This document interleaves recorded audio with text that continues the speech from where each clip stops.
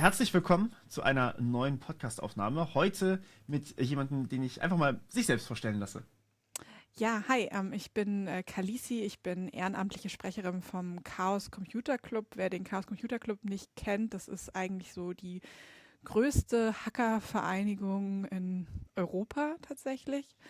Ähm, Wir machen manchmal die Telematikinfrastruktur kaputt oder solche Sachen, aber dafür müsste man dann wahrscheinlich den Flipke einladen. Und ich genau, bin Sprecherin im Chaos Computer Club, bin aber auch Sprecherin des Bündnis Chatkontrolle stoppen. Und darum soll es heute, glaube ich, auch gehen, soweit ich Genau, richtig informiert bin. das ist absolut richtig, ja. Also wir wollen uns heute ein bisschen über Chatkontrolle unterhalten, weil du da einfach nochmal ein bisschen anderen Blick drauf hast und auch deutlich tiefer im Thema bist, als wahrscheinlich die meisten Menschen, die man so fragen könnte. Aber zunächst mal vielleicht ganz kurz zu dir. Was machst du so, wie kam es dazu, dass du Sprecherin vom Chaos Computer Club bist? Oh, ja, da ist, glaube ich, da bin ich so reingerutscht tatsächlich. Das liegt einfach daran, dass ich halt, ich sag mal, diese ganzen EU-Politik-Sachen ehrenamtlich betreut habe und insbesondere auch die Chatkontrolle und das hat sich dann ja irgendwie so ergeben, würde ich mal Mhm. so sagen. Okay, und beruflich, du machst Informatik? Genau, ich bin Informatikerin und wie sollte es anders sein, arbeite im IT-Security-Bereich. Also, Irgendwie, ja, irgendwie obvious. genau. Aber sehr cool. Das Ja. heißt, du hast auch auf jeden Fall diesen Blick IT-Security auf die Chat-Kontrolle und damit sind wir eigentlich schon mitten beim Thema. Die Chat-Kontrolle vielleicht ganz kurz zusammengefasst ist eine EU-Richtlinie, die jetzt relativ bald kommen könnte und zum Teil auch schon da ist. Es gibt ja zwei Varianten davon, wenn ich das noch richtig im Kopf habe. Die eine haben wir schon, die andere kommt noch. Lass mal vielleicht bei der anfangen, die wir schon haben. Was besagt die so ungefähr?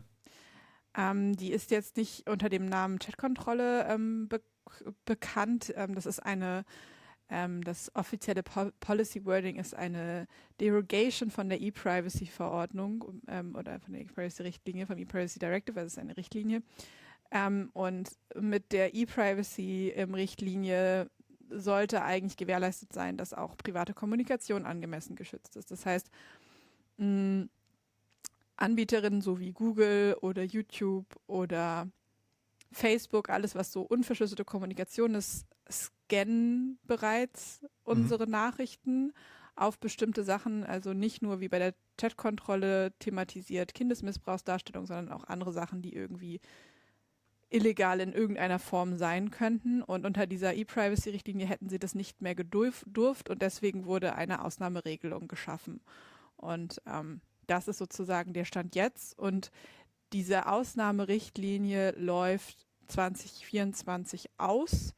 Und das ist auch das, was die Kommission sozusagen als Aufhänger für die Chatkontrolle nimmt. Man muss aber dazu sagen, diese, diese Abweichung der Richtlinie, die könnte man auch einfach verlängern, wenn sie das denn Mhm. wollten. Es ist jetzt nicht so, dass das auswegslos ist und wenn die ausläuft, dann dürfen sie das nie wieder machen, sondern sie könnten Mhm. die auch einfach verlängern. Das ist, es ist durchaus möglich. Okay, das heißt aktuell einfach quasi eine Ausnahmerichtlinie, damit sie nicht nur nach strafrechtlich relevantem Material suchen dürfen, sondern einfach alles?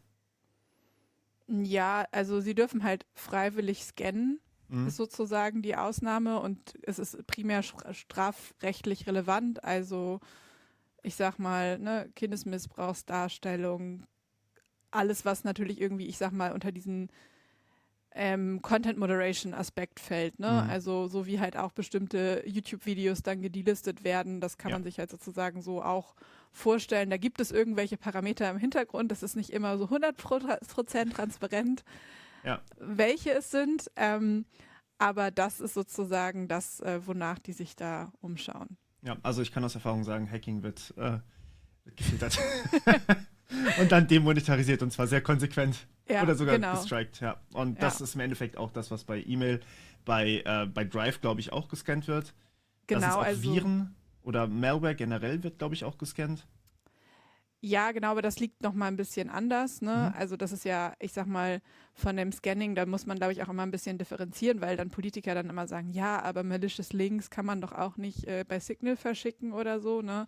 Das ist Ja, halt ein bisschen was anderes, weil irgendwie so ein malicious Link fällt halt schon relativ schnell auf, ne? Wenn da ja. halt irgendein komisches Zeichen drin ist, dann brauchst du den Link dir gar nicht anzugucken, dann kannst du halt gleich sagen, so, okay, tschüss. Ähm, Schön wäre es, wenn es immer so einfach wäre. genau. Aber das ist so der Fall. Und da gibt es auch so ganz spannende Cases, wo dann halt irgendwie Pornodarstellerinnen ihr gesamtes Material verloren haben, weil Google Drive das halt gefleckt hat. Und dann haben sie halt gesagt, ja, aber in unseren AGBs steht drin, dass du sowas nicht bei uns speichern darfst, egal ob das rightful ist oder nicht. Und dann ist Mm, so einmal alles weg gewesen. mhm, Also das ist jetzt, der Fall war in den Staaten, aber das ist jetzt auch nicht so, ja, selten, dass das mm. passiert. Super. Okay, also das heißt, das haben wir schon. Ist aber eigentlich eine Ausnahme von der E-Privacy-Richtlinie. Vielleicht ganz kurz zur E-Privacy-Richtlinie. Also im Grunde genommen ist die ja dazu da, um unsere Privacy zu schützen und die Chatkontrolle wäre dann auch quasi eine Ausnahme davon. Ähm, Was genau möchte die E-Privacy-Richtlinie schützen? Ja, also wie der Name schon sagt, also die ist ja immer noch so ein bisschen, steht die ja auf der Kippe. Mhm. Vor einigen Wochen, vielleicht hat die ein oder andere das von euch mitbekommen, hat Birgit Sippel, die da auch Berichterstatterin ist, gesagt, so ja, eigentlich wird das hier komplett irgendwie, ja, äh, torpediert von der Kommission und es wird Mhm. irgendwie immer weiter aufgehalten. Die soll eigentlich schon seit Jahren fertig sein. Da arbeiten wir schon wirklich sehr lange dran. Da geht es halt wirklich um Privatsphäre, Schutz auch im digitalen Raum im Mhm. weitesten Sinne, kann man so sagen. Also generell, dass zum Beispiel auch Verschlüsselung eigentlich, soweit ich es noch im Kopf habe, oder zumindest immer eingesetzt werden darf. Darf. Also Recht auf Verschlüsselung im Prinzip das auch, was Genau. wir im Koalitionsvertrag drin stehen haben. Ja. Genau. Ja. Und da wäre natürlich die Chatkontrolle so, um jetzt in die Richtung zu gehen, so ziemlich das absolute Gegenteil davon, zumindest in der einen Implementierung. Es gibt ja mehrere Möglichkeiten, aber grundsätzlich die Chatkontrolle erlaubt es, nee, verpflichtet Anbieter eigentlich sogar von privaten Chats, das Ganze zu durchleuchten und zu scannen, eben speziell nach Kindesmissbrauch. Genau, also es ist ja, also ich sag mal, es ist ja nicht sozusagen, dass die Chatkontrolle kommt und die dann sozusagen sofort scannen müssen. Da. Da muss man, glaube ich, also im Endeffekt bedeutet es das, aber man muss da, glaube ich, auch immer ein bisschen differenzierter sein, weil wenn man zum Beispiel mit Politikern redet oder gerade mit der EU-Kommission, dann werden sie einem immer sagen, ja, das ist ja Quatsch, was ihr hier für eine Panikmache betreibt. Mhm. Ähm, es ist grundsätzlich so, dass Messenger-Anbieter oder generell alle möglichen Anbieterinnen evaluieren müssen, wie hoch das Risiko ist, dass ihre Plattform für die Verbreitung von Kindesmissbrauchsdarstellung oder für Grooming, also sozusagen Anbahnungsversuche von Erwachsenen an Kindern, genutzt wird und dann Mhm. müssen sie entsprechende Mitigationsmaßnahmen einleiten. Und da muss man halt einfach ganz klar sagen, große Plattformen haben kein Interesse daran, im Nachhinein irgendwelche Sachen auferlegt zu bekommen. Das heißt, sie werden im Zweifelsfalle A auf die Infrastruktur zurückgreifen, die sie schon haben, und B natürlich auch Mitigationsmaßnahmen einleiten, die so hoch angelegt sind, dass sie da nicht nochmal nachreguliert werden können. Ja? Mhm. Und der weitere Pfad, den dann noch geht, ist, wenn die Behörden sagen, es ist nicht ausreichend, was ihr hier macht, dann können sie mit richterlichem Vorbehalt sagen, wir verpflichten euch jetzt dazu, die Kommunikation zu scannen. Ja. Und jetzt kann man natürlich die Rechnung aufmachen, also die Wahrscheinlichkeit, also man kann das Risiko nicht ausschließen auf jeder Plattform, über die Kommunikation stattfindet und dementsprechend werden alle Plattformen in irgendeiner Form davon betroffen sein. Wo man halt einfach chatten kann. So, ich meine, Genau. Text reicht ja für Grooming an sich schon aus. Ja, oder halt auch, wo man irgendwie File sharen kann, Ja. Ja, das in welcher wäre dann Form auch sogar nochmal immer. schlimmer, ja. Ja. Okay. Das heißt, prinzipiell sind auch Chats in Videospielen betroffen, weil könnte ja Grooming sein. Ja, da tatsächlich ganz besonders, weil natürlich die Politik ganz klar sagt, dass sie das Risiko, dass dort Kinder und Jugendliche sind, also das ist natürlich, ne, also irgendwie ein wichtiger Faktor, dass Mhm. Kinder und Jugendliche diese Plattform benutzen. Und wenn wir jetzt irgendwie Minecraft nehmen, ja gut, Ist relativ offensichtlich. ist Ja. relativ offensichtlich. Ja. Ja. Und was sollten die Plattformen dann dagegen machen? Also, was wären solche Mitigationsmaßnahmen, die man anwenden könnte? Also im ersten Schritt eine Mitigationsmaßnahme, über die gar nicht so häufig gesprochen wird im Zusammenhang mit der Chatkontrolle, ist natürlich das Thema Altersverifikation. Mhm. Das haben die meisten Leute nicht auf dem Schirm, weil sie halt irgendwie immer direkt an dieses Thema Angriff von verschlüsselter Kommunikation gehen. Mhm. Das ist aber aus meiner Sicht ein genauso großes Problem. Denn also wenn man sich überlegt, was passiert, wenn wir Altersverifikation einführen, naja, am Ende enden wir irgendwie mit einer Identitätspflicht im Internet. Ja. Und ich glaube, wir sind uns irgendwie alle einig, dass Anonymität im Internet eine ziemlich wichtige Sache ist. So. Ja. Das ist natürlich was es auf jeden Fall zu verhindern gilt. Jetzt kann man immer darüber streiten, wie die konkrete technische Implementierung von so Altersverifikationsmaßnahmen aussieht. Dann wird sehr schnell die andere Seite kommen und sagen, naja, aber es gibt ja so sogenannte Age Estimation Technologies. Das heißt, es sind Technologien, die dein Alter schätzen aufgrund von deinen biometrischen Features. Das hört sich noch schlimmer an als Altersverifikation, aber ja. Ja, aber du hast halt dein Perso nicht vorzeigen müssen, ist da immer das Argument. Dafür ist es halt auch nicht akkurat, aber ja. Genau, es ist nicht akkurat. Video-Ident berichtete. Aber es ist natürlich, wir haben halt das Problem, dass Biometriedaten super sensible Daten sind und dass jede Biometriedatenbank eigentlich irgendwie so eine tickende Zeitbombe ist. Und wenn man die aufmacht, und gerade wenn wir über Kinder und Jugendliche sprechen, also ich fühle mich jetzt nicht besonders wohl damit, als irgendwie 10-Jähriger alle meine Biometriedaten an irgendeine Videospielplattform zu geben, nur damit ich darauf spielen kann und dann geht das am Ende verloren.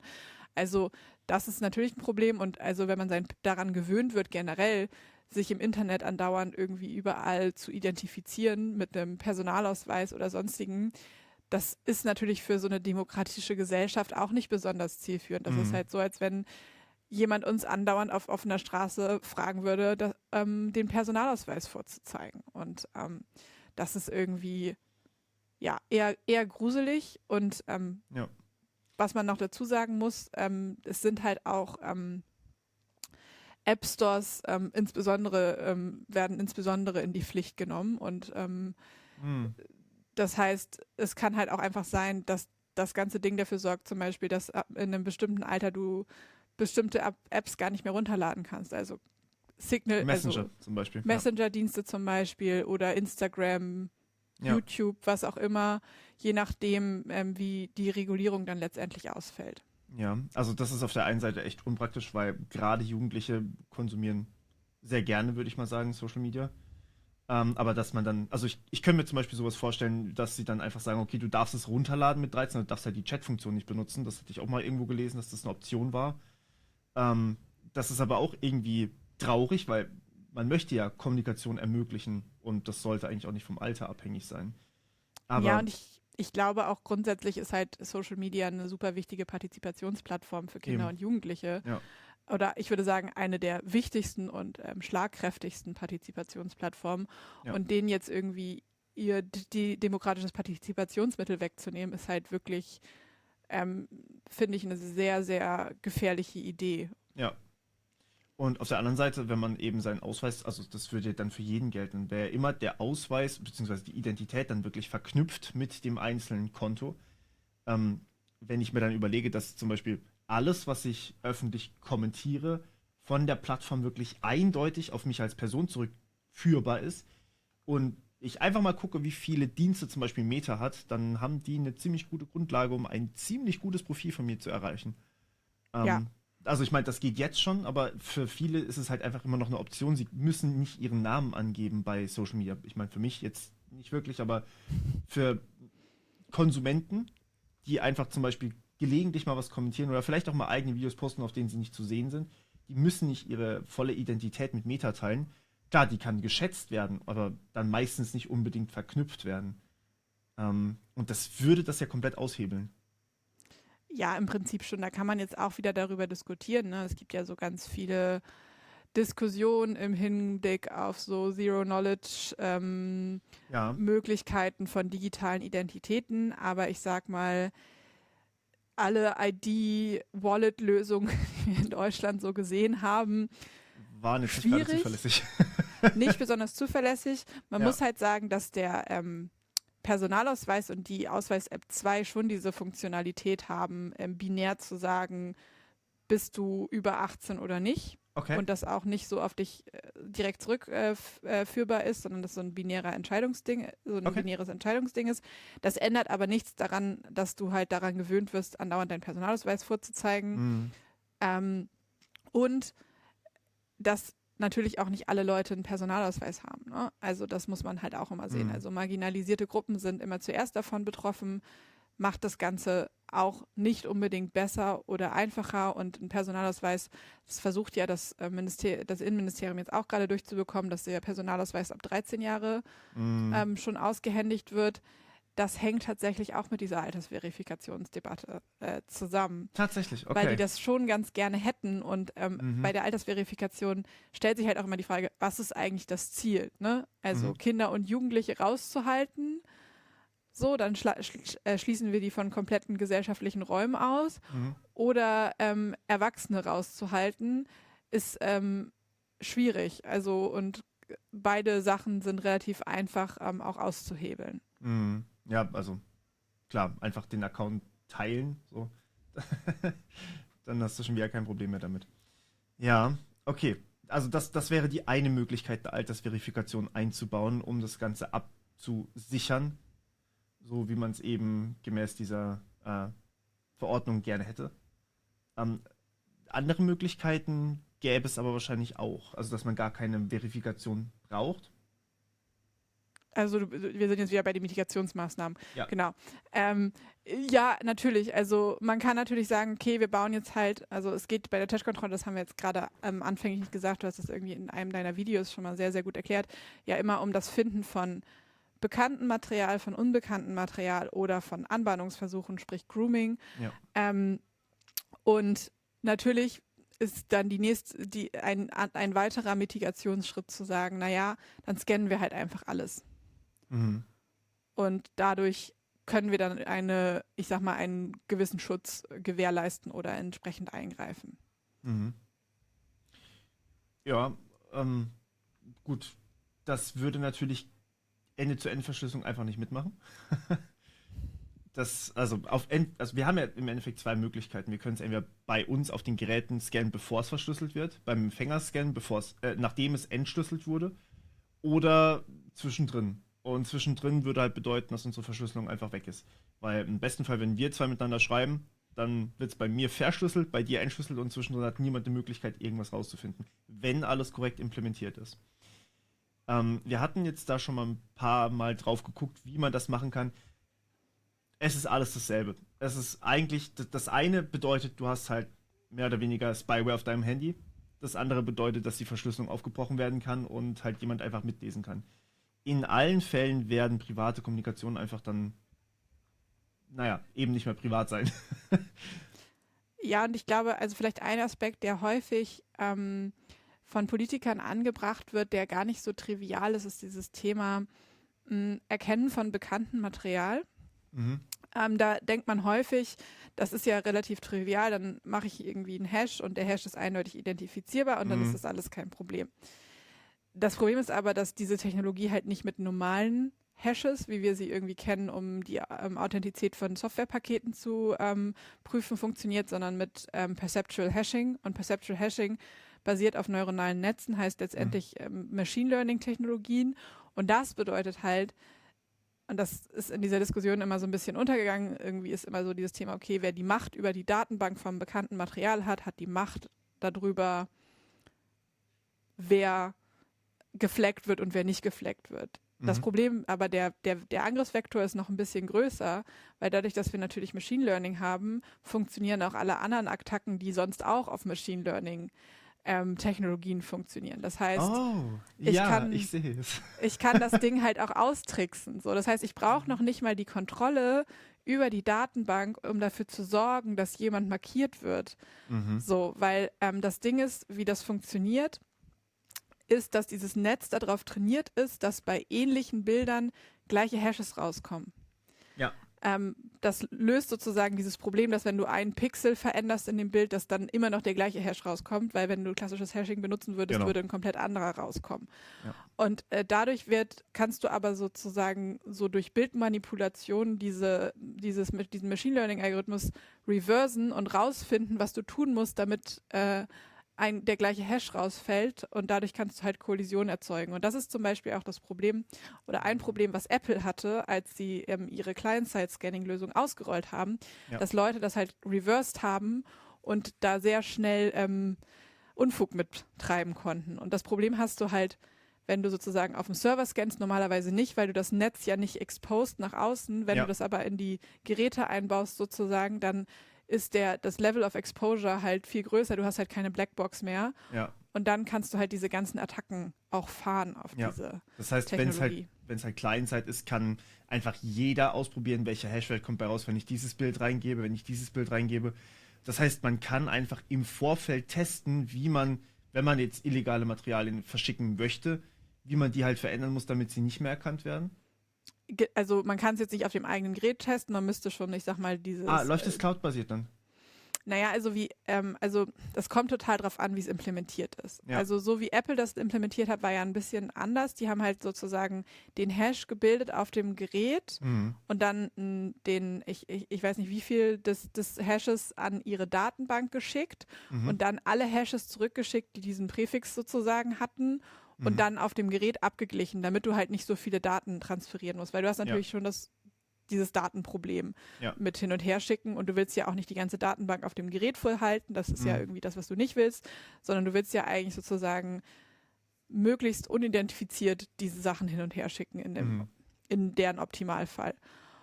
Und die Leute haben halt sich sozusagen angeguckt, wie diese Hash-Generierung stattfindet und das dann halt entsprechend reversed, um die Kollisionsmöglichkeiten rauszufinden.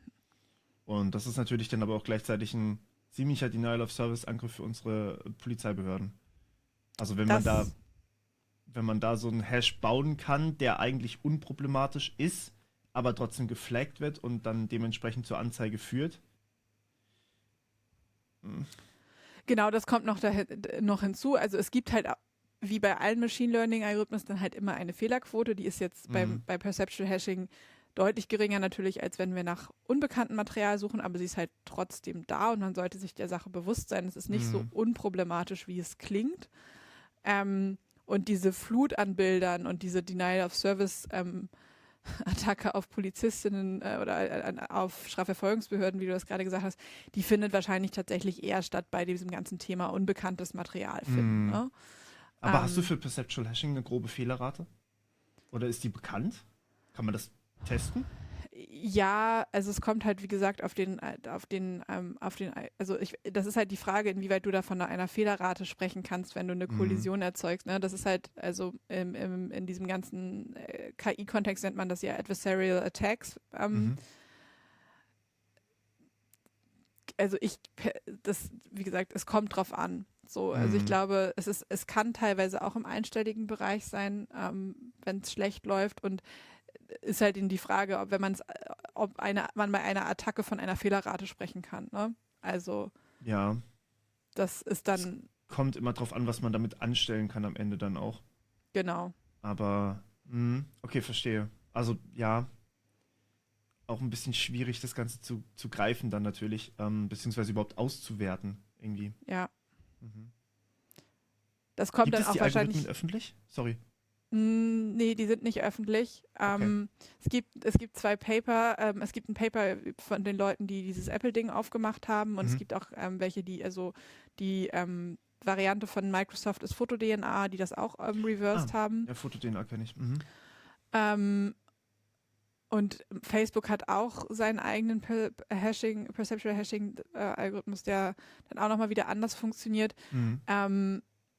Es kommt wahrscheinlich auch ganz darauf an, wie du so die Sensibilität des Netzes einstellst, ne? Also wie viel Veränderungen am Bild noch dafür sorgen, dass der gleiche Hashwert rauskommt und ab wann das nicht mehr so ist. Das ist dann irgendwie ein graphentheoretisches Konstrukt. Darüber musst du wahrscheinlich ein eigenes Video machen. Ja, erklären. falls ich darauf Lust habe. Mal gucken. Ja, es ist ein sehr spannendes Mhm. informatiktechnisches Problem. Okay, Genau. aber grundsätzlich muss man ja auch wahnsinnig vorsichtig sein, wenn ich mir jetzt überlege, dass halt ein Teil des Bildes eben das zentrale Element ist sozusagen und das erkannt werden soll. Und wenn ich alle Ecken und alle Seiten etc. verändern kann, dann muss man natürlich eben auch darauf achten, dass das nicht den Hashwert verändert, während eben, wenn der Mittelteil verändert wird und die Seiten bleiben, dann muss man eben dafür sorgen, dass sich der Hashwert schon verändert, weil das ist ja der relevante. Also ich habe das Paper leider oder die Paper leider nicht gelesen, aber ich kann mir irgendwie vorstellen, dass es was mit Attention noch tut. Aber okay, vielleicht muss ich die doch lesen, vielleicht. Es hört sich spannend an. Also Ja, okay. ich sag immer, also in meinen Vorträgen zur Chatkontrolle sage ich immer ganz gerne, bekanntes, unbekanntes Material und Grooming. Ja. Die Lösung ist Machine Learning Magic. Ähm, jedenfalls in der Wahrnehmung der Politikerin. Mm, ja, es ist halt leider wirklich so eine Art Magie geworden, die man ganz gerne einfach einsetzt und überall drauf hext. Aber naja, funktioniert halt nicht immer so zuverlässig. Ja. Wie sieht's bei unbekanntem Material aus? Das müsste man ja komplett mit Machine Learning wahrscheinlich erkennen. Ja, genau. Und da sind die Fehlerquoten halt schon so eher so zwischen, also so 5 bis 10% Mm, eher in diese Richtung. Und das ist halt schon massiv. Also da mhm. sprechen wir halt wirklich dann von Millionen an Falschmeldungen jeden Tag, wenn man das auf das Nachrichtenvolumen in Europa rechnet. Ja. Und da hat auch zum Beispiel die niederländische Polizei hat schon in einer Anhörung gesagt, dass sie halt einfach, wenn die Chatkontrolle so kommen würde, wie sie kommt, einfach gar nicht mehr dazu in der Lage wären, sinnvolle Strafverfolgungsarbeit zu machen, weil sie Mhm. gar nicht die Ressourcen haben, diese ganzen Bilder zu Es sind ja einfach sichten. unfassbar viele, ja. Ja, das macht ja auch einfach keinen Sinn. Also man kann nicht einfach alles quasi unter Generalverdacht stellen, dann scannen und dann halt mit einer Fehlerquote von bis zu 10%. Das ist ja wahnsinnig viel. Ja, also im Zweifelsfall also ich denke mal, sie werden, aber selbst wenn es nur im 5% Bereich Ja, liegt, ja, das selbst ist das immer reicht. noch wahnsinnig viel. Auch Mhm. wenn das immer so wenig klingt, aber wenn man das halt auf irgendwie 10 Milliarden Nachrichten hochrechnet, dann weiß man relativ schnell, dass das ganz schön viel ist. Mhm. Und ich glaube, was man sich in Deutschland insbesondere auch als Jugendlicher immer vor Auge halten muss, ist halt, dass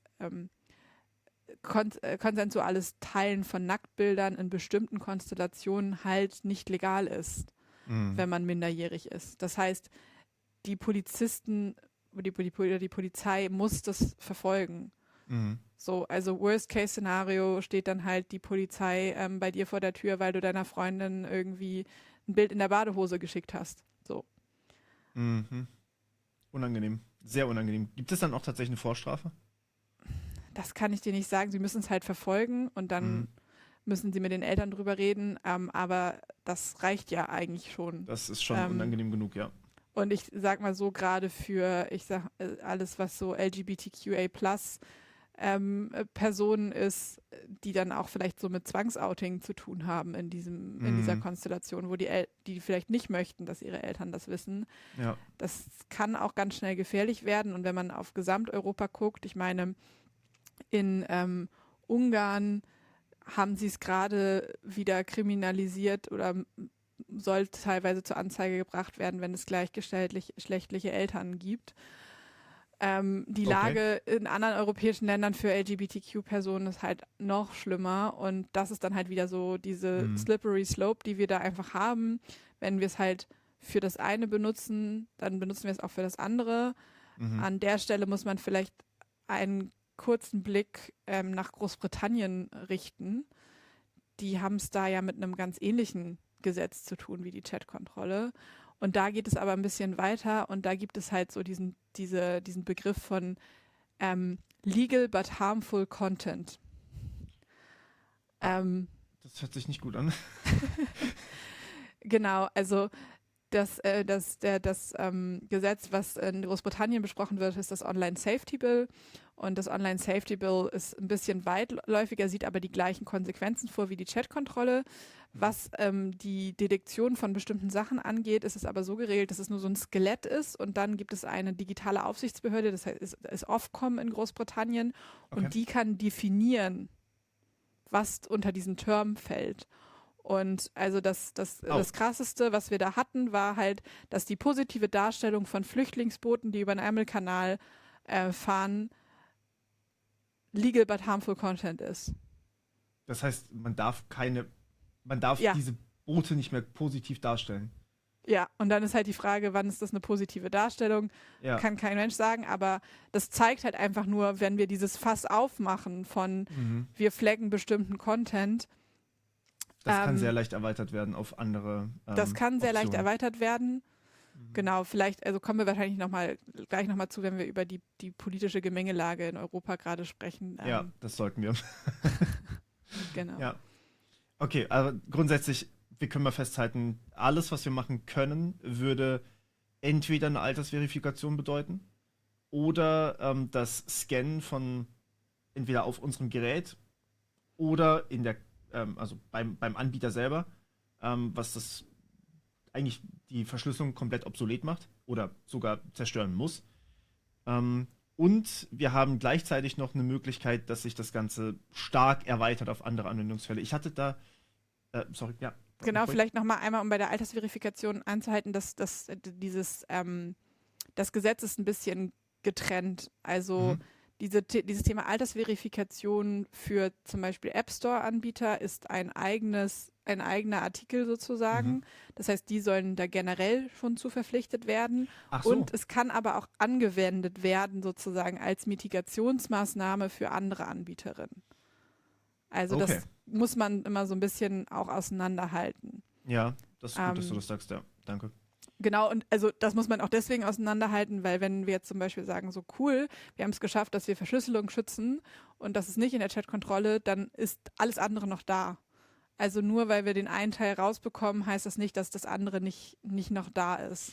Unangenehm, ja. Okay. Okay, das heißt, es gibt noch mehr als nur die Chatkontrolle, die ja sehr, sehr nicht gut ist. Okay, aber trotzdem, wenn wir uns diese Erweiterungsmöglichkeiten angucken, ich hatte da gerade noch was im Kopf dass jetzt Urheberrechtsverletzung, ich habe den Artikel leider nicht mehr im Kopf, aber dass Urheberrechtsverletzungen jetzt auch in der, ich bin mir nicht sicher, Vorratsdatenspeicherung, glaube ich, mit reinfallen. Irgendwie sowas war da noch, gerade vor kurzem. Ich bin mir nicht ganz sicher, aber grundsätzlich, ne, dass man mal die Möglichkeiten sieht. Also eigentlich, wenn ich dann zum Beispiel Inhalte teile, zum Beispiel über einen Messenger, die Urheberrecht verletzen oder die, in dem Fall, was du gesagt hast, dass die Flüchtlingsboote positiv darstellen, was ja eigentlich eine eindeutige Meinung ist, in dem Fall, dass es dann halt zu echten Einschränkungen führen kann. Ja, und was wir jetzt noch gar nicht, die Chatkontrolle ist eigentlich so ein Wiedergängergesetz, also Vorratsdatenspeicherung kommt da jetzt nicht drin vor. Nee, aber, also das war extra, das war separat. Ja, genau, aber also, ne, ich denke mal, dass ein Thema, was du auch wahrscheinlich zu Genüge kennst, ist natürlich diese ganze Artikel 13 Upload-Filter-Debatte. Ja. Und Upload-Filter ist natürlich, also ich sag mal so, wenn ich scanne und Content dann nicht hochgeladen wird, dann ist das halt ein Upload-Filter. Ja. So, genau. Das muss man halt einfach so sagen. Und was noch dazu kommt, und das Thema hatten wir auch in der Upload-Filter und in dieser Urheberrechtsdebatte haben wir das generell häufiger, ist natürlich dieses ganze Thema Netzsperren. Netzsperren sind auch Teil vom Chatkontrolle-Gesetz. Okay. In welcher Hinsicht? Oder also was genau? Im Hinblick darauf, dass die Kommission sagt, naja, wenn wir Anbieterinnen nicht erreichen können, die so Material zum Beispiel hosten oder die eine Plattform für sowas zur Verfügung stellen, dann möchten wir die Möglichkeit haben, Telekommunikationsanbieter dazu zu verpflichten, diese Seiten zu sperren. Ja, okay. Und da muss man halt immer ganz klar sagen, es gibt auch Berichte von den entsprechenden Hotlines, die sozusagen für wenn du was meldest, für das Löschen zuständig sind, die halt sagen, Netzsperren sind natürlich komplett ineffizient. Das ist uns auch allen klar, weil sie sind halt sehr, sehr leicht zu umgehen. Wenn ich halt irgendwie einen anderen DNS-Provider benutze, dann bin ich halt wieder im Game. Ja. So. Und Löschen ist halt effektiver als Sperren. Das ist halt das, was alle Leute sagen, die sich halt mit diesen Thematiken auseinandersetzen. Das heißt, Ja.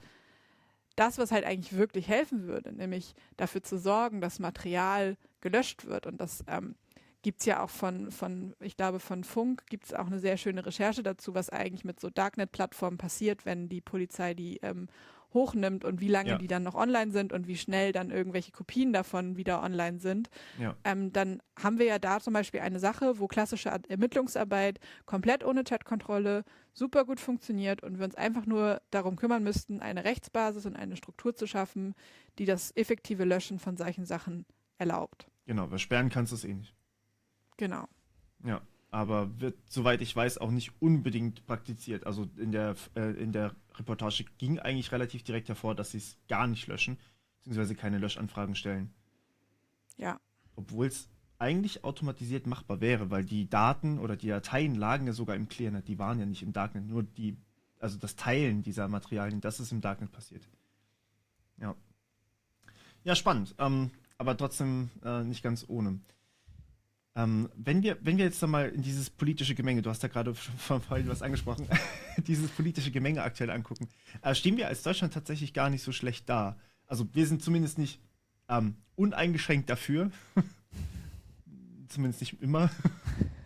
Wir entscheiden uns ganz gerne immer mal wieder um. Andere Länder sind da definitiv mehr pro. Also magst du kurz einfach so die Lage zusammenfassen, wie das gerade so passiert? Oder was da gerade passiert? Also vielleicht machen wir 2 Schritte zurück und reden einmal ganz kurz darüber, wer eigentlich daran beteiligt ist an dieser Lage. Weil EU-Gesetzgebungsprozesse, finde ich, sind nicht immer so einfach zu verstehen. Ja, das stimmt. Ja. Und wenn wir es mit der EU zu tun haben, haben wir es in der Regel mit 3 Institutionen zu tun. Das ist einmal die Kommission. Bei uns die deutsche Kommissarin ist Ursula von der Leyen. Wir kennen und lieben sie alle. Ja. Das kann man sich halt so vorstellen, jedes Land stellt halt eine Kommissarin und dann gibt es so verschiedene Fachbereiche, für die unterschiedliche Kommissare dann halt auch zuständig sind. Und die Kommission hat in der Regel das Vorschlagsrecht, das heißt, die schlagen das Gesetz vor und die haben auch in diesem Fall das Gesetz vorgeschlagen. So, und dann sind die eigentlich erstmal fein raus, die haben dann ihren Text abgeliefert, die kommen dann später irgendwann wieder dazu. Die zweite Entität, die es gibt, ist der Rat und das ist dann auch, wo du jetzt gerade schon Deutschland gesagt hast, wo es mit Deutschland und der Bundesregierung interessant wird. Da sitzen dann halt die Repräsentantinnen der einzelnen Regierungen und besprechen dieses Gesetz. Da muss man aber auch sagen, das ist super intransparent. Also was in einem Rat passiert, das kriegt man meistens nicht mit. Es sei denn, man nennt die heißen sogenannte Drahtberichte, die sind eigentlich werden unter Verschluss gehalten, aber ab und an kommen Journalistinnen mal da dran und dann weiß man ungefähr, was im Rat passiert. Okay. Und die dritte Entität ist das Parlament. Das ist auch irgendwie das, was man dann am ehesten kennt, die dann auch nochmal auf Fachebenen an diesen Gesetzen arbeiten. Ja. Und jetzt einmal dazu zurück, deutsche Position, wie sieht es eigentlich im Rat aus? Was ist da eigentlich das Problem?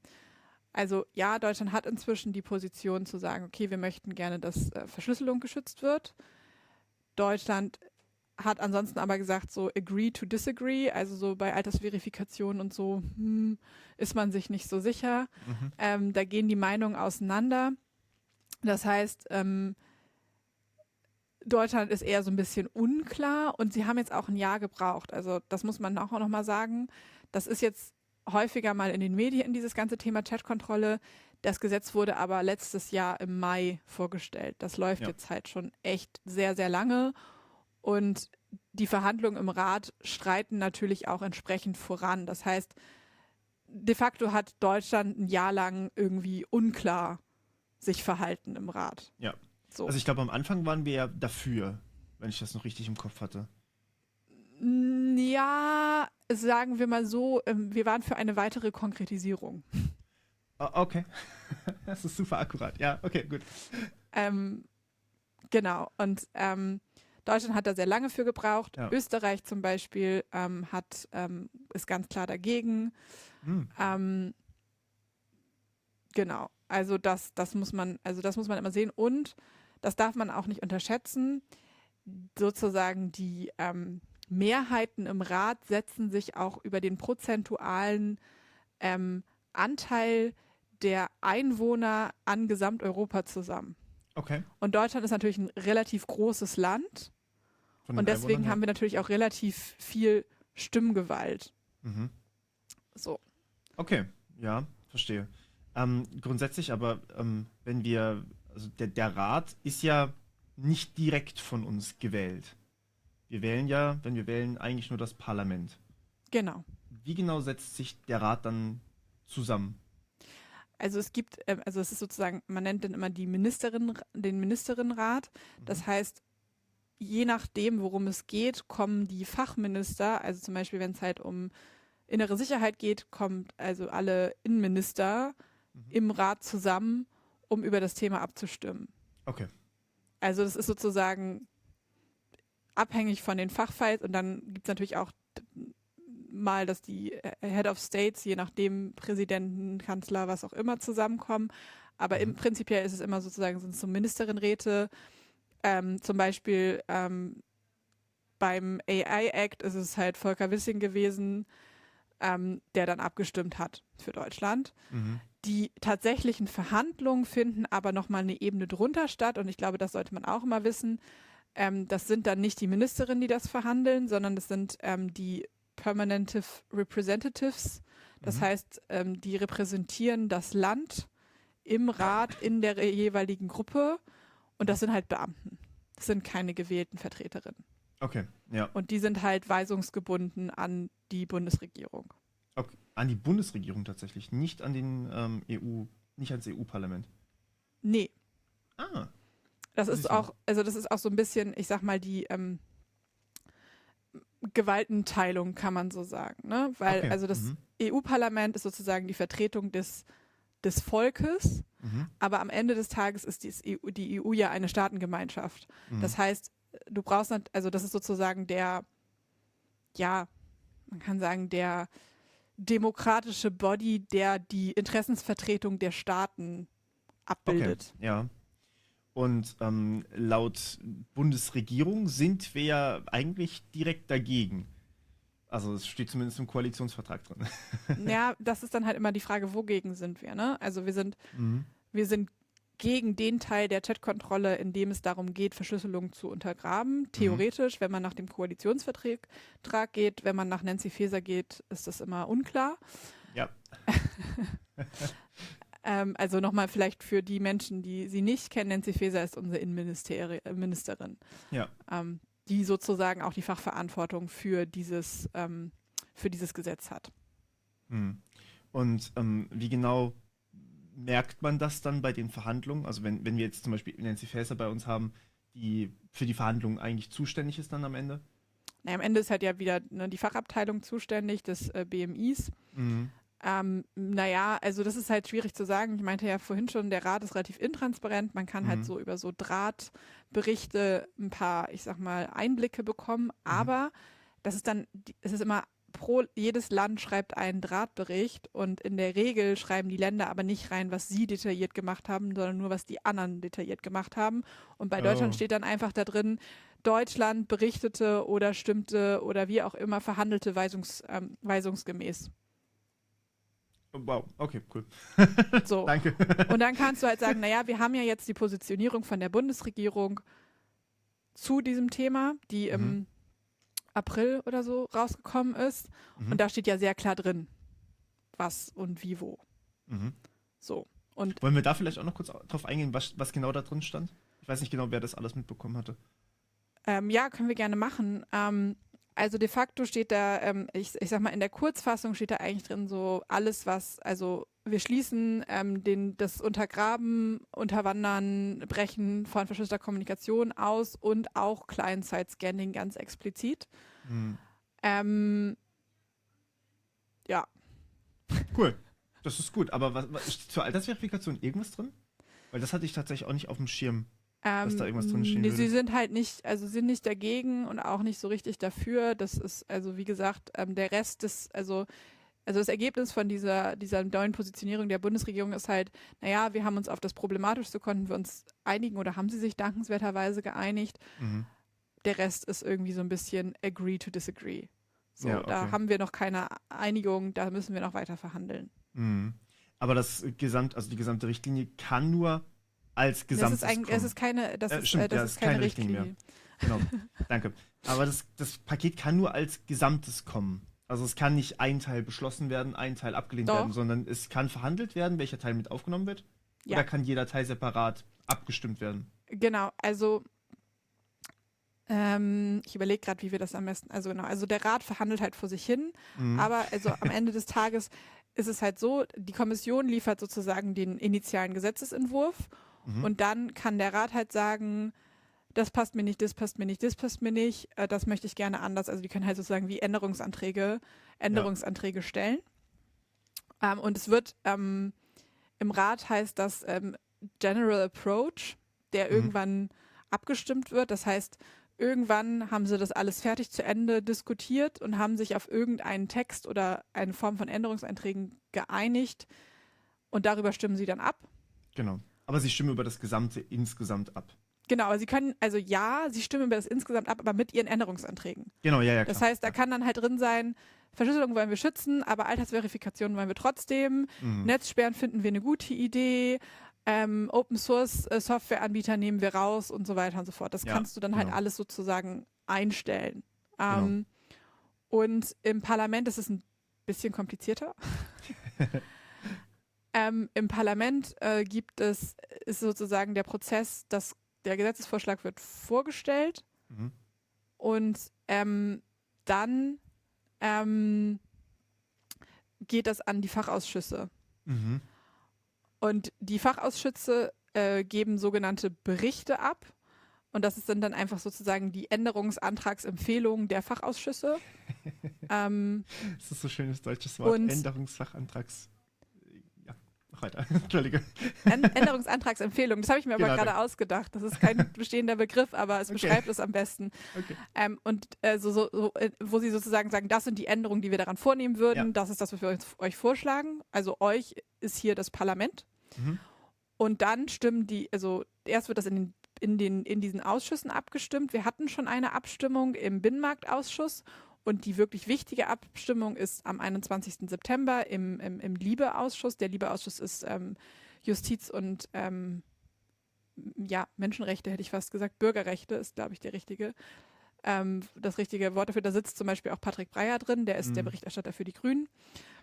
Und das ist auch der federführende Ausschuss. Das heißt, das ist irgendwie so das, was sie dann in der Regel, wenn das dann ins Parlament geht, auch als Orientierung nehmen. Okay.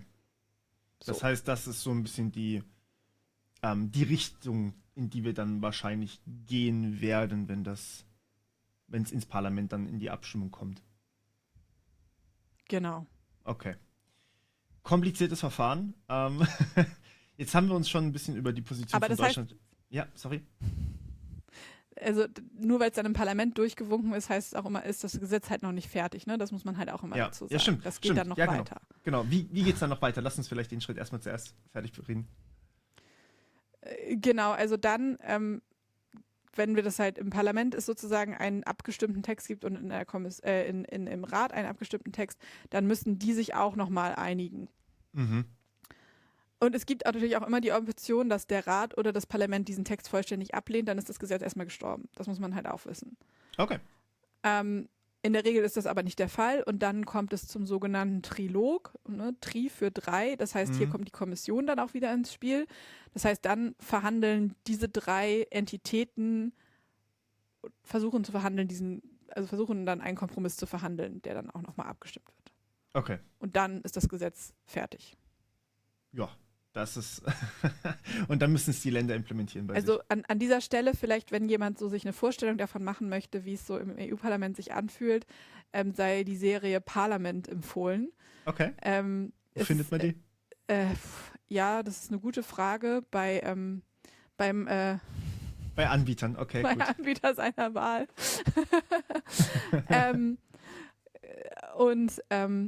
kann ich sehr empfehlen, wenn jemand mal so, also Einblicke da reinbekommen möchte.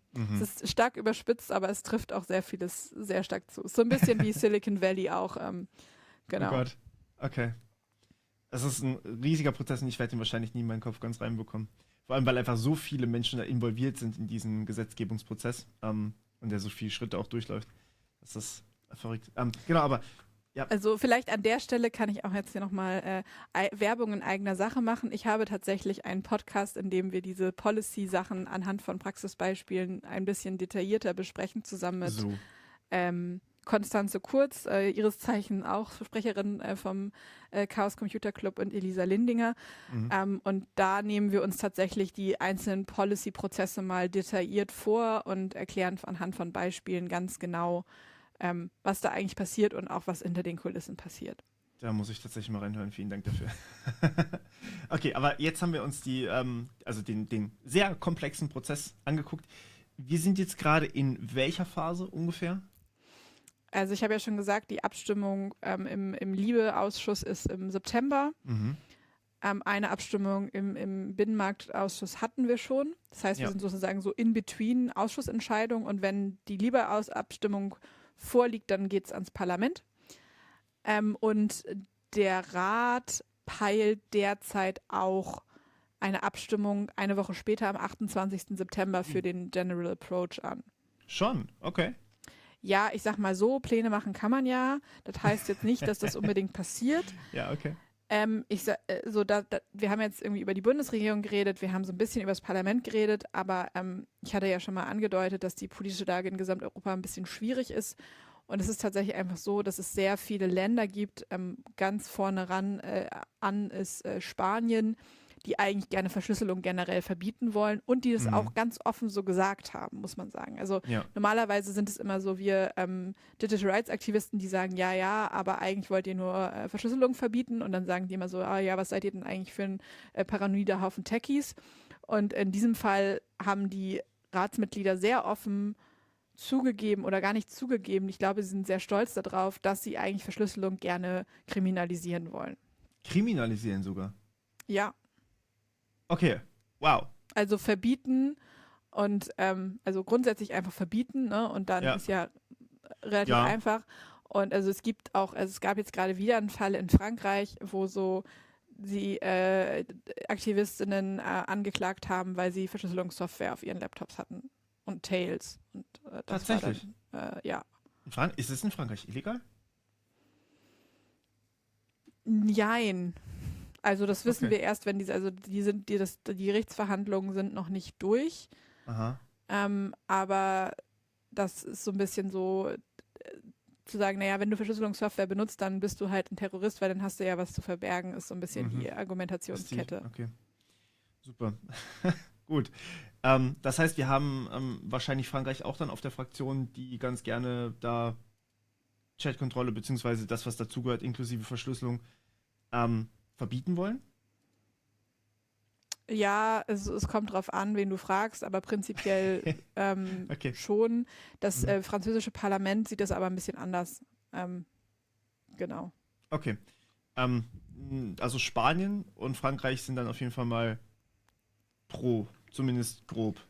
Gibt es da noch andere Länder, von denen man dringend wissen sollte, was so die Position ist? Dass man es einordnen kann vielleicht? Also die Niederlande streitet sich noch so ein bisschen. Also das ist dann auch, was muss man halt, glaube ich, auch mal sagen, ne? Also es ist halt immer ein Unterschied, ob also der Kanzler oder die Regierung sagt, wir sind dafür, versus das, was das Parlament sagt. Ja. Also das, was im Rat passiert, wird halt im Wesentlichen von der Regierung vorgegeben und nicht von dem Landesparlament. Das Parlament kann jetzt aber sagen, in Deutschland wäre das zum Beispiel auch möglich. Es gibt nach Artikel 23 Grundgesetz eine Regelung, dass der Bundestag eine nicht bindende Entscheidung für eine Richtung der Verhandlung im Rat vorgeben kann. Und in anderen EU-Ländern, zum Beispiel in Österreich, ist es halt so, dass es bindend. Das heißt, wenn das Parlament sagt, wir sind gegen die Chatkontrolle und ihr müsst immer dagegen stimmen, dann müssen die Leute, die im Rat verhandeln, immer dagegen stimmen. Okay. Das ist in Deutschland halt nicht so. Und in den Niederlanden wäre auch was Ähnliches möglich, da stellt sich aber die Regierung quer. Okay. Das ist so ein bisschen das Ding. Aber du hast gefragt, wen man noch so auf der Pfanne haben muss. Also Spanien hat es sehr offen gesagt, Belgien ist auch ganz vorne dabei. Belgien ist auch eins der EU-Länder mit der krassesten Regelung für Vorratsdatenspeicherung generell. Mhm. Schweden ist so ein bisschen zwiegespalten. Die Kommissarin ist die diese Gesetzesinitiative ins Lauf gebracht hat. Die Mhm. gehört aber nicht mehr der Regierungspartei an. Deswegen ist das so ein bisschen zwiegespalten. Mhm. An sich ist aber Schweden immer pro mehr Überwachung für alle. Okay. Dann interessanterweise sind die Polen eher dagegen. Das Okay. hat uns alle sehr überrascht. Das ist irgendwie letzte Woche rausgekommen, dass sie sagen, ja, nee, sind wir nicht dagegen und auch der Meinung sind, dass, ich sag mal, ich glaube, die haben es selber so gesagt, so osteuropäische Staaten generell das nicht so sehen. Mhm. Damit hätten wir nicht gerechnet, weil Polen ja eigentlich auch im Hinblick auf LGBTQ und die politische Gemengelage im Hinblick auf rechte Regierungsbeteiligung jetzt nicht unbedingt so wirkt, als wären sie Leute, die dagegen wären. Mhm. Ungarn findet das natürlich eher gut. Klar, also das kann man sich irgendwie so ein bisschen Ist irgendwie zurechtlegen. offensichtlich, ja. Genau, also das ist irgendwie so die Gemengelage, die wir da haben. Und da muss man halt auch immer sagen, es gibt im Rat immer, gibt es dieses Konstrukt der Ratspräsidentschaft. Das heißt, ein Land hat immer für 6 Monate den Vorsitz. Okay. Und zuletzt, also die letzte Ratspräsidentschaft hatte Schweden. Ja. Die haben auch sehr offen gesagt, dass sie halt gegen Verschlüsselung sind. Und die neue Ratspräsidentschaft ist halt Spanien. Oh. Die natürlich auch ein Interesse haben, das durchzudrücken. Die sind seit dem 1.6. Haben sie die Ratspräsidentschaft inne und in deren Arbeitsplan. Deswegen ist das auch für den 28. September diese Wahl vom General Approach angedacht, Deswegen weil drücken die dann auch so. die wollen das halt gerne durchdrücken. Aus rechtlicher Perspektive ist es eigentlich so, dass die Ratspräsidentschaft halt nur verwaltend tätig ist und neutral sein muss und keine politische Agenda im klassischen Sinne machen darf. Aber in der Praxis ist es dann halt immer ein bisschen anders. Also im Grunde von den Ländern mit sehr viel Stimmpower eigentlich nur Polen und eventuell Deutschland so richtig dagegen, gegen die Chatkontrolle? Ja, genau, weil alle anderen sind Oh, halt zu klein. Ne? Also Österreich ist zum Beispiel, total, ja. Österreich ist total super und man kann dann auch immer den Deutschen schön sagen, ja, wenn selbst die Österreicher dagegen sind, dann solltet ihr das euch auch mal überlegen hier. Ja. Genau, aber es wird halt also es gibt sozusagen das Konzept von einer Sperrminorität im Rat Mhm. und dafür wird es halt nicht reichen. Mhm. Und Deutschland wird halt auch nicht dagegen stimmen. Sie werden sich konstruktiv einbringen in den Verhandlungsprozess, sie werden aber nicht gegen das Gesetz stimmen. Das muss man halt auch Mhm. sehen. Okay, das ist schon mal ähm, kein so gutes Zeichen, würde ich mal behaupten. Aber, also jetzt vielleicht mal so kulturell, ich weiß nicht, ob du dich da so auskennst, aber warum ist Spanien so stark dafür? Also da bin ich tatsächlich ein bisschen erstaunt. Ich glaube, das kommt halt, also es sind ja die Innenpolitiker, die das forcen, ne? Mhm. Und das kommt halt irgendwie total auf die Innenpolitik an und naja, also Innenpolitik und irgendwie Strafverfolgungsbehörden möchten halt immer gerne mehr Mhm. Ja. Kontrolle und mehr Befugnisse. So. Aber ist es dann nicht schon ein Flaw an sich, wie man so schön sagt, dass die Innenpolitik darüber alleine diskutiert? Weil, also grundsätzlich, ich meine, da müsste man ja schon die IT-Security noch mit einbeziehen und dafür haben wir eigentlich das BSI. Gut, ist in Deutschland sowieso ein bisschen schwierig momentan, aber, also nicht momentan, aber dass es halt dem BMI so untersteht, wie es untersteht.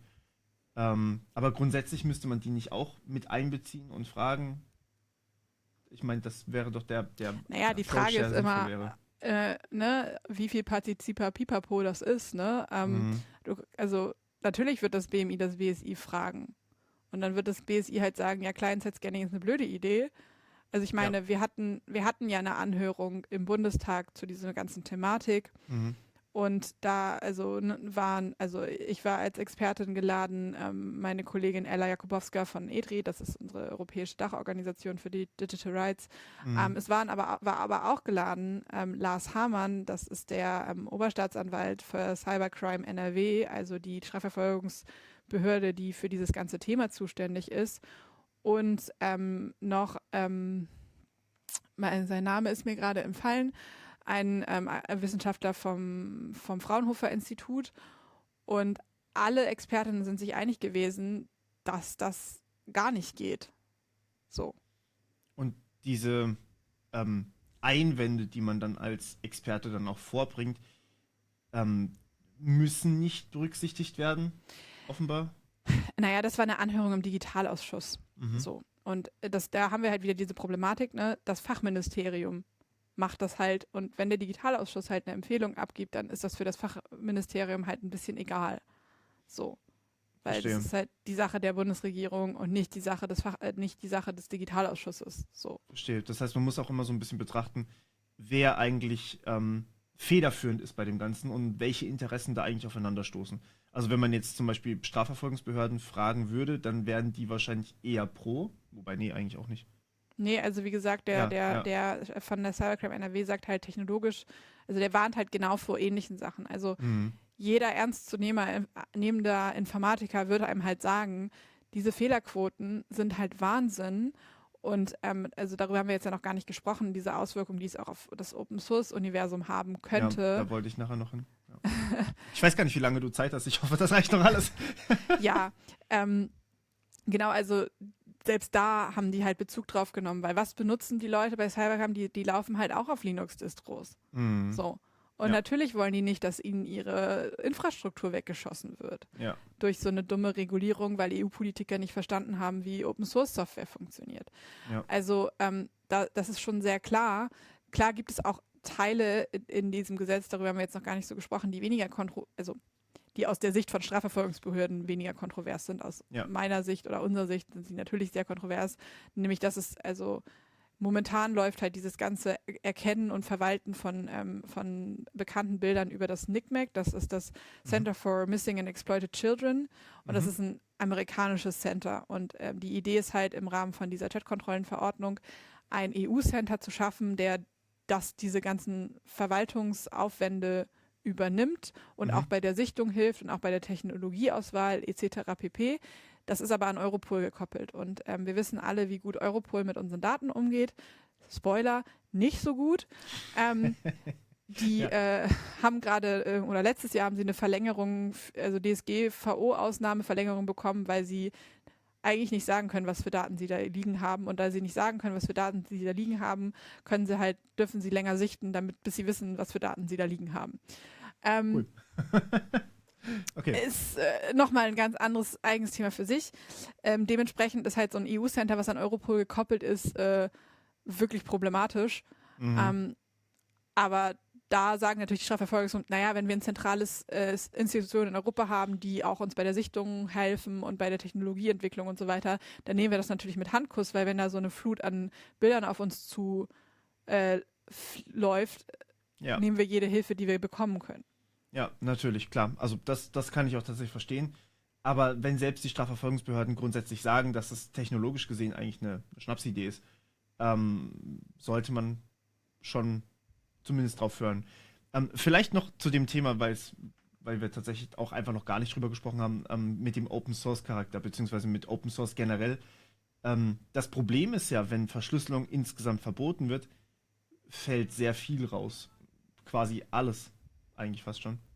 Ja, also ich sag mal so, das Problem bei Open Source ist ein bisschen anders gelagert. Das hat gar nicht so viel mit dem Verschlüsselungsverbot zu tun. Also theoretisch auch, aber praktisch nicht. Also das Ding ist, erstmal könnte man natürlich sagen, naja, wenn die Verschlüsselung verbieten, dann benutzen wir halt einfach alle Open Source Lösungen. Die kann uns keiner verbieten, weil das Image kriegen wir immer irgendwo her und kompilieren uns das dann.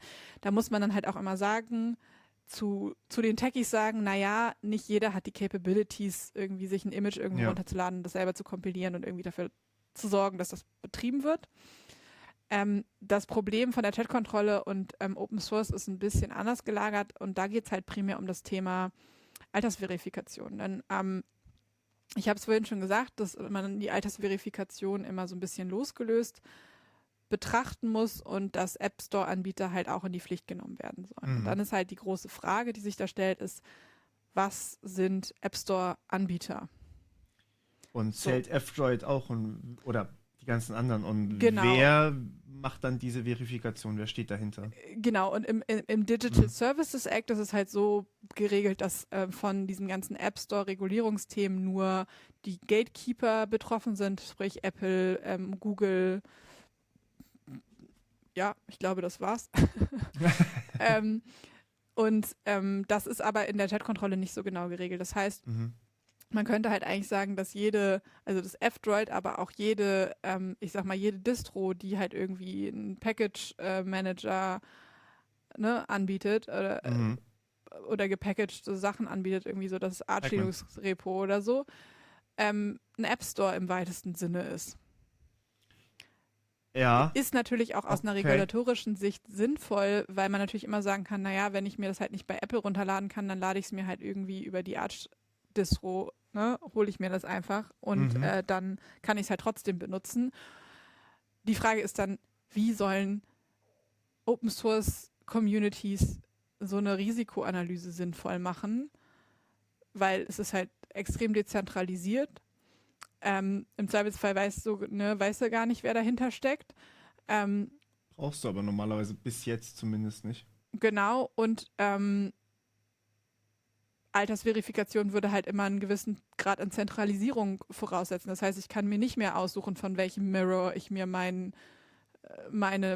das Package meiner Wahl ziehe, sondern ich müsste es dann immer durch ein zentralisiertes prügeln, wo dann halt auch die Maintainer sagen, naja, wir wollen ja gar nicht wissen, wer, wo, was, ne? Und es hat ja einen Grund, warum wir unsere Tiers so trennen, wie wir sie trennen, damit wir halt nichts wissen. Und wir sammeln ja auch keine Daten über die Leute. Das heißt, die wissen ja auch gar nicht, was viel runtergeladen wird oder keine Ahnung was. Sie wollen es ja gar nicht. Also sie wollen ja buchstäblich den Datenschutz schützen. Genau, die wollen diese Daten nicht sammeln, aber um eine vollumfängliche Risikoanalyse zu machen, müsstest du diese Daten halt natürlich sammeln. Und um eine Altersverifikationslösung einzuführen, müsstest du halt auch irgendwie zentralisieren, damit du dann kontrollieren kannst, dass die Leute, die zu jung sind, diese Sachen nicht runterladen kann. Und das kannst du als Open Source Community einfach nicht gewährleisten. Weil im Zweifelsfalle gehst du halt auf GitHub und dann scrapest du dir halt irgendwie den Code und dann ist vorbei. Ja. So. Und im Zweifelsfall kannst du den Code noch selber schreiben. Das kommt noch hinzu. Das ist dann halt wieder immer so die Privilegien eines Techies. So. Aber was wollen sie machen? Irgendwie GitHub mit Altersverifikation ist auch irgendwie eine dumme Idee. Programmieren mit Altersverifikation. Dann, also ich meine, wenn du es zu Ende denkst, müsstest du so weit gehen. Also, ja. Wir sollen alle programmieren lernen. Informatikunterricht als Pflichtfach. Aber 18 sein, bitte. Ja, gut, okay. Das ist natürlich Käse. Okay. Ja. Und hat man schon Ideen, wie man damit umgehen kann? Also gibt es Lösungsansätze? Naja, also ich sag mal so, als Lobbyist der Techie-Community versuche ich natürlich dafür zu sorgen, dass es einfach A ist natürlich das erklärte Ziel, dass dieses ganze Gesetz nicht kommt, dass wir das einfach komplett in den Wind schießen. Ja. Realistisch muss man halt leider sagen, das wird wahrscheinlich nicht passieren. So, den Zahn muss ich halt allen Leuten ziehen. Und das heißt, wir sind jetzt halt einfach gerade dabei, dafür zu sorgen, dem Ding so weit die Zähne zu ziehen, wie es halt eben geht. Das ist aber auch eine schwierige Diskussion, weil die Kommission und der Rat sagen, naja, wenn ihr Verschlüsselung da rausnimmt, dann ist das ganze Ding halt ineffektiv und dann brauchen wir es eigentlich auch gar nicht mehr. Und dann sagen wir so, ja, genau. Dann könnt ihr es gerne wegschmeißen.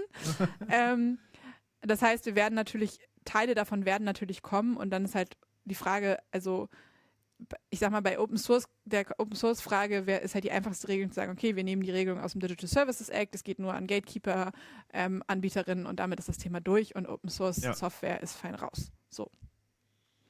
Okay. Ende der Diskussion. Aber dann würde tatsächlich, also dann wäre die ganze Regelung an sich schon ineffizient in gewisser Weise. Gut, man bräuchte erst ein gewisses technisches Know-how, damit man sich diese alternativen Lösungen ziehen kann. Aber grundsätzlich wäre dort ja die Altersverifikation und auch die Verschlüsselung immer noch vorhanden. Also die Altersverifikation wäre nicht vorhanden und ja. Aber ja, genau. Also das ist halt ja auch so ein bisschen das, was wir halt sagen. Also diese Regulierung macht halt auch in dem Sinne nicht so viel Sinn, weil sie ist halt super leicht zu umgehen. Und ich sag mal, das ist natürlich so. Und Ja. Es ist halt, also es ist, glaube ich, einfach ein Trend, den wir sehr viel sehen in der Politik aktuell, nämlich es ist eigentlich gar kein Trend, aber die Technologie wird halt immer zugänglicher für alle.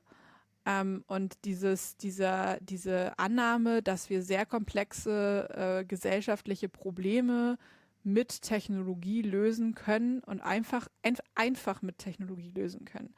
Und das ist halt einfach Schwachsinn. So. Und im Zweifelsfall, also wir können halt Probleme, die wir uns gesellschaftlich strukturell geschaffen haben, nicht mit Technologie lösen. Das, was die Politikerinnen dann immer denken, ist, naja, aber ein Großteil des Problems ist ja irgendwie durch das große böse Internet bedingt. Und deswegen, wenn wir das jetzt alles irgendwie eindämmen, dann ist das Problem nicht mehr da. Aber ich sag mal, sexuelle Gewalt gegen Kinder oder auch sexuelle Gewalt gegen Frauen ist jetzt was primär im sozialen Nahfeld passiert. Und da kannst du mit Technik relativ wenig ausrichten. Und da muss man dann halt auch einfach ganz ehrlich sein und sagen, naja, dann müsst ihr halt irgendwie Ressourcen hochfahren für Sozialarbeiterinnen und Kinderschutz. Und am Ende des Tages muss man ja auch immer sagen, wenn man die Sachen strukturell adressiert und solche Ressourcen hochfährt, die Seiteneffekte sind ein bisschen geringer, als irgendwie so eine Überwachungsinfrastruktur ohne Gleichen auszurollen. Vor allem hätte man dann nicht Millionen Anfragen pro Tag, die man von Hand durchgehen müsste, weil sie von der KI falsch erkannt werden, sondern könnte eben diese Ressourcen einfach woanders dann einsetzen. Also diese Polizeiressourcen dann am Ende auch. Ja, definitiv. Ja.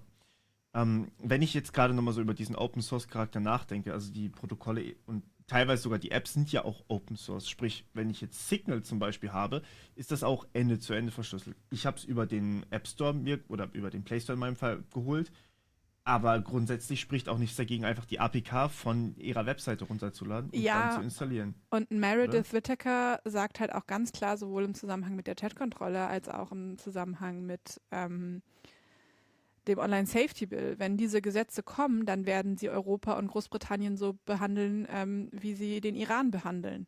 So, dann, Rückzug. Fight Censorship, Run Snowflakes und dann stellen sie uns das auf anderen Wegen zur Verfügung ohne Backdoor. Signal wird es nicht mitmachen. Die sind weg. Also im kommerziellen Sinne.